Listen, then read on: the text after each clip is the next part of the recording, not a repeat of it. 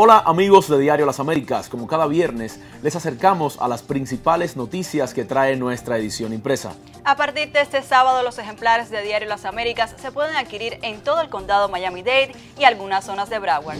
Votantes de Miami-Dade se jugarán su futuro en las urnas en noviembre próximo. Además de las elecciones de medio término, en las que se deciden escaños en el Congreso y Senado de la Nación, así como la contienda por la gobernación de la Florida y algunos distritos de la Cámara y el Senado estatales, los residentes inscritos para ejercer el voto también tendrán que dar su aprobación o no en la boleta a un grupo de enmiendas y referendos condales y municipales.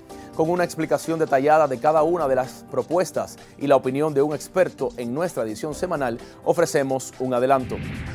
Arquidiócesis de Miami cumple 60 años y resalta el papel de los hispanos. En entrevista exclusiva concedida a Diario Las Américas, Monseñor Thomas Wensky recuerda los inicios de la diócesis como provincia eclesiástica, explica cuáles fueron los primeros grupos poblacionales que contribuyeron a su fortalecimiento y rememora el papel que la institución desempeñó en la acogida de la oleada de migrados cubanos que arribaron en masa al sur de la Florida tras la instauración del régimen de Fidel Castro en la isla. A propósito de la conmemoración, Monseñor Wensky aseguró que la iglesia camina junto al pueblo de Miami, donde sin dudas los hispanos son mayoría y también son el grupo más numeroso en la amplia feligresía congregada en los condados de Broward, Miami-Dade y Monroe. El caos habitacional en Cuba obliga a varias generaciones a convivir en insalubridad y hacinamiento, con un déficit de 80,000 viviendas y la carencia permanente de materiales de construcción para reparar las existentes. La realidad para la familia cubana promedio es compartir un mismo inmueble entre los integrantes de 2 y hasta 3 generaciones. En un reportaje desde el barrio de San Lorenzo, uno de los más empobrecidos del municipio capitalino de Centro Habana, nuestro corresponsal en Cuba recoge las impresiones de quienes carecen en sus hogares de cosas tan elementales como un servicio sanitario y han sobrevivido por décadas teniendo que ingeniárselas para abastecerse de agua potable. En opinión de muchos de los entrevistados, cualquiera de los viejos edificios de esa barriada habanera tiene un punto de comparación con el campo de concentración de refugiados en guerra. Una gran politización marcó el proceso de nominación del juez Brett Kavanaugh. De un lado, la falta de evidencia que sustenten las acusaciones de la doctora Ford contra el juez Kavanaugh. De otro, la negativa rotunda del magistrado nominado a la Corte Suprema acerca de unos hechos que supuestamente ocurrieron hace 36 años. Y finalmente, la división existente entre los senadores de ambos partidos a la hora de decidir si procede o no la confirmación. Todo ha dado lugar a un complicado escenario que genera un tenso clima político en el país. Víspera de la votación definitiva, con un resumen de lo acontecido en el proceso, en nuestra edición semanal recogemos la opinión de especialistas que advierten el peligro de que el Congreso de la Nación trate este asunto desde la perspectiva de las posiciones partidistas de sus integrantes.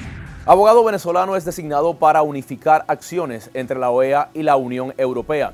Ante la grave crisis política y humanitaria que padece la nación sudamericana, el secretario general de la Organización de Estados Americanos, Luis Almagro, designó al también analista político Orlando Viera Blanco para establecer una coordinación permanente entre el organismo regional y la organización que agrupa a las naciones europeas en cuanto a la grave situación que enfrenta Venezuela, sumida a los designios de un cada vez más severo régimen dictatorial.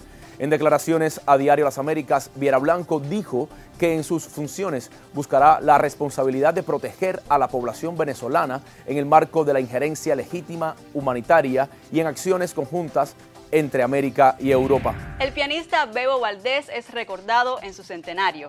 Considerado por muchos como una de las últimas leyendas de la época de oro de la música cubana, el excelso pianista nacido un 9 de octubre estaría cumpliendo 100 años. Los conocedores de la música lo mencionan como un pionero en la inserción del uso de los tambores batá en una orquesta de formato big band, lo cual dio origen al surgimiento del género conocido como batanga. La extensa y rica trayectoria de Bebo Valdés tuvo muchos momentos cumbre. En el tributo que ofrecemos con nuestro resumen semanal, hacemos un recorrido por las etapas más significativas, informamos los eventos que tendrán lugar en el contexto de los homenajes por su natalicio y comentamos cómo le recuerdan muchos de los amigos que tuvieron el privilegio de compartir escenario con él. Si deseas acercarte a estas y otras noticias, también puedes visitar nuestra versión digital entrando a diariolasaméricas.com. Una fuente seria con 65 años informando a los hispanos.